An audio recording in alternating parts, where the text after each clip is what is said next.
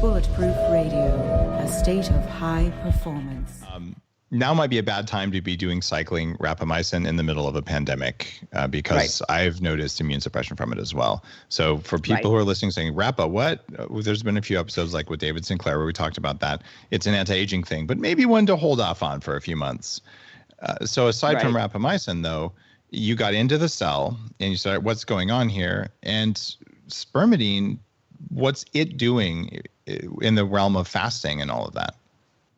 So just like fasting, it's going to increase autophagy. It's going to help get rid of the bad parts, the bad mitochondria. It works on increasing what's called MAP1S, which is one of the pathways that we know helps get rid of destructive mitochondria. But when we look at our bodies are really designed to heal, right? So when you look at damage to mitochondria, which is all oxidative stress, you eat poorly, or you are outside in a bad environment, or you're sick, or you take some kind of medication. What is that doing? Or you have cancer. What is that doing is it's changing the oxidative phosphorylation pathway. Remember, that's the pathway that's making ATP, that's producing energy, right?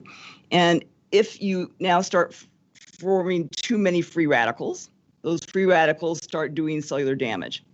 We can take antioxidants, but really, if you just pound the body with antioxidants, when you lose that oxidative stress, you're actually shutting down one of the mitochondria's ability to heal itself.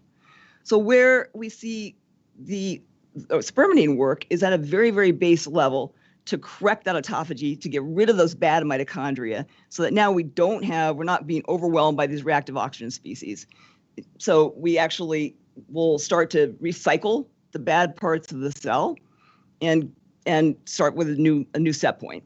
But it seems to do a whole lot more than that as well. Like, for instance, in the heart, it actually increases the number of mitochondria. Wow. So you actually see marked increase in mitochondria. What actually, percentage? in the immune system.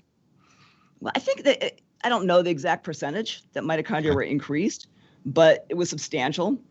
When you look at the immune system, remember we have sort of good and bad pieces to our immune system. So in the immune system, it increases the M2 macrophages, which are our anti-inflammatory parts of our immune system. So we know that it helps immune surveillance, so that now if we start getting damage to cells that could lead to cancer, we've improved immune surveillance. We know that it actually decreases some of the inflammatory cytokines like tumor necrosis factor alpha. And that's linked to things like osteoarthritis. So it's doing a whole host of things, probably because it's working at that very, very bottom level to restore those normal mitochondrial oxidative phosphorylation pathways, to stop producing so many reactive oxygen species. I don't know how many of your listeners are taking, they're pounding antioxidants, right? Well, when you're doing that, remember that when you produce these reactive oxygen species, your mitochondria sends a message to the nucleus. And that nucleus responds by sending a message back to the mitochondria to basically start getting rid of these damaged proteins. If that doesn't happen, so if we don't upregulate mitochondrial peptides and we don't send these messages back for this what's called an unfolded protein response, if we don't do that, then the cell becomes sicker and sicker and sicker.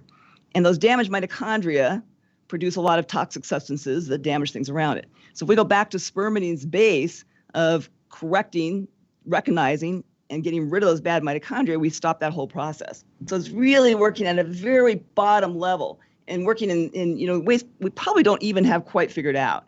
It's working on so many pathways to reduce reactive oxygen species, to improve the immune health, to reduce the inflammatory cytokines that we know are initiating disease processes. If it's a fasting mimetic, can you take spermidine instead of fasting?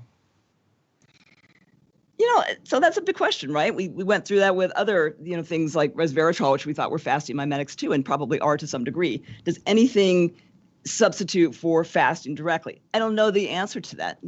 I think there's a lot of people who would like to say yes, that we can take a pill instead of having to fast because fasting's hard. I think that when we look there, maybe the answer might be maybe. I think the problem is, what is the dose that would really have that same exact effect? We don't know that yet. We know there's a maintenance dose that's very healthy. We know that higher levels of polyamines are healthy.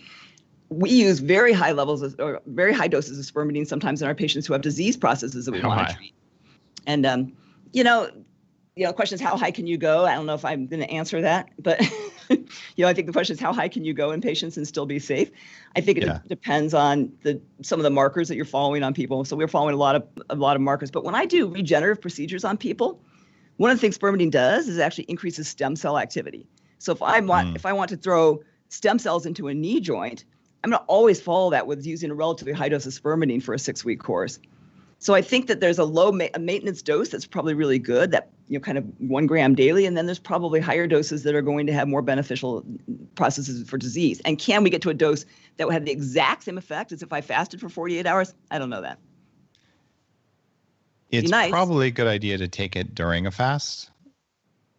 I think it would accentuate the fasting benefits, yes. It would, okay. Because it would offer more protection, more cellular protection.